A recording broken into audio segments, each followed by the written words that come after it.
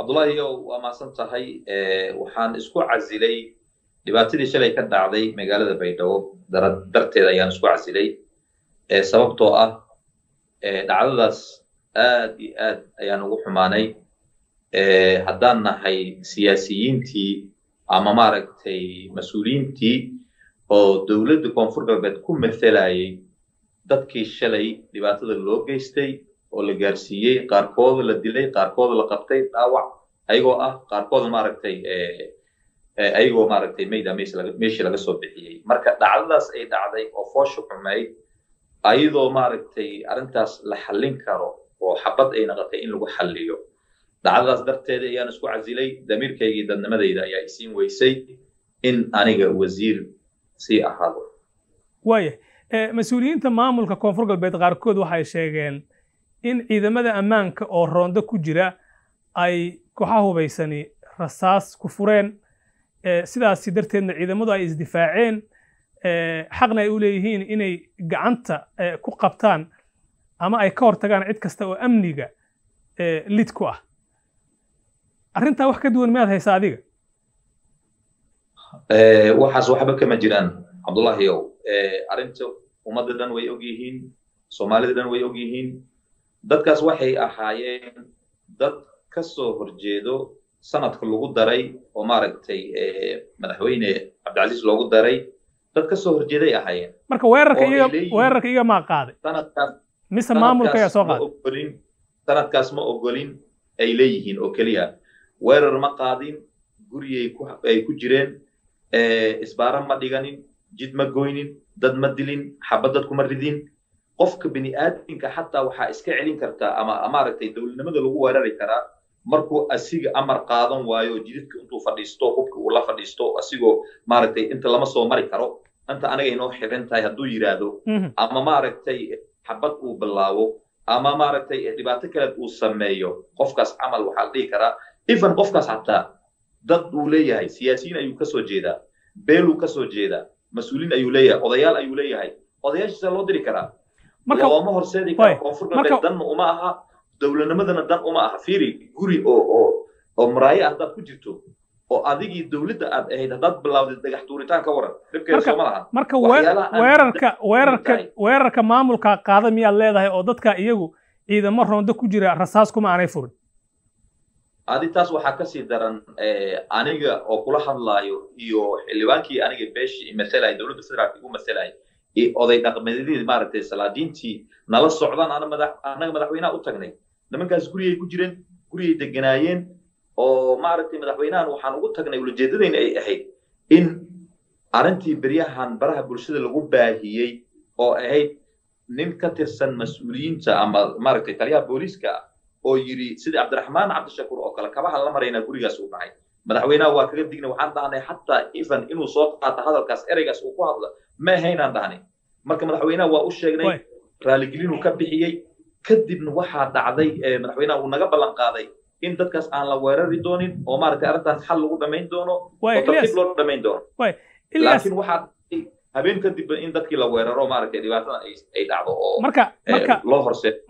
maaragtay lagu xalliyo waay marka maamulka iyagaa weerarka qaaday oo weeraray dadka ku sugnaa guriga siyaasiga fargeeta ayaa leedahay soo maaha cabdullaahi warkaas waa kugu celinaa annagoo mas'uuliyiinta ah ayaa warkiina naga qaadan waayna nagu ixtiraami waayey guriga aniga aan deganahay iyo dhallinyarta meeshay ku jireen laba guriya noo dhaxaysay waa isku muuqanay anaana meesha wixii ka dhacay oo xabad u sheegi karaa waana maaragtay aan maaragtay ka hadli karaa way sidee u dhacay noo sheeg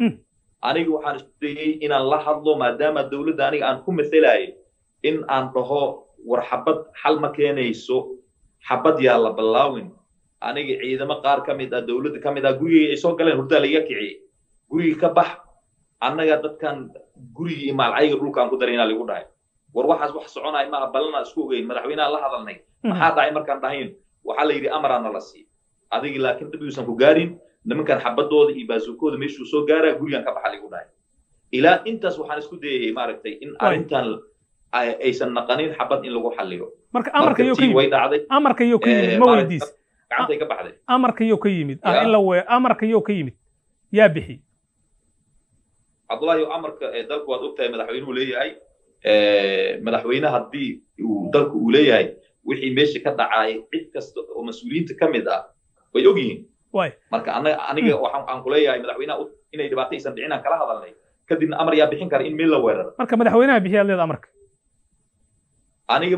ma bixin karo qof kaleedna ma bixin karo xildhibaanna ma bixin karo amarka yaa bixin kara dadka weerarkaasi dadka weerarka lagu dilay tiradooda waa imisa ee guriga lagu weeraree ee ku dhintay intaad ogtay ilaa 7 qof ku dhimatay gurigaas 7 qof marka oo dhinacyada degaan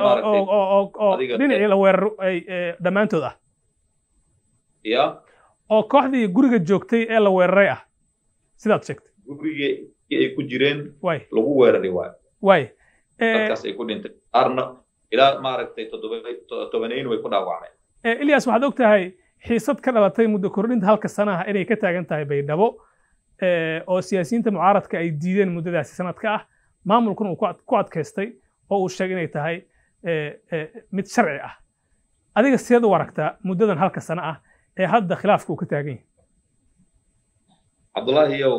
horta aniga muddo kordhin aniga ma kordhin karo mana diidi karo mana ogolaan kari aniga waxaan ahaa shakhsi siyaasadeed oo wasiirka ah koonfurta xildhibaan ma ahay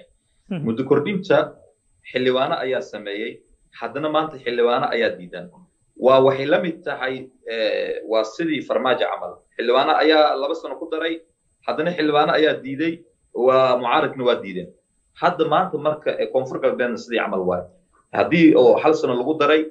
xildhibaanadii shalay ku daray haddana qaarkood ay leeyihiin ma ogolin ay leeyihiin marka aniga waxaan qabaa haddii badii ku daadanayo arrintaas ay dhacayso oo shacabka badigooda ay ka soo horjeedaan siyaasiyiinta ay ka soo horjeedaan xildhibaanadii shalay ogolaaday qaar ka mid ah maanta ay diidan yihiin ay ka soo horjeedaan ani marka waxaan qabaa arrintaas in maaragtay ay ka fiican tahay in doorasho la aado doorasho la qabto si dalkii iyo dadka loo badbaadiyo laakiin number xildhibaana ayaa cod aqlabiyad ah ku ansixiyey haddana ma hayno tiro intaa leeg oo inta fariisatay diiday muddo kordhinta marka miyaan oran karnaa maamulku xaq u leeyahay in la ogolaado muddada sanadka ah loona daayo dabadeedna lagula xisaabtamo inuu doorasho qabto horta in loo codeeyo waayo shalay haddii dad ka mid ay codeeyeen haddana maanta ay diidan yihiin 20 iyo 30 ayaa hadda maanta taagan oo diidan yihiin marka anigoo su'aashaas marka soo gaabinayo aniga xildhibaanna ma ahayn haddana ma ihi wasiiran ahaa waxa i khuseeyay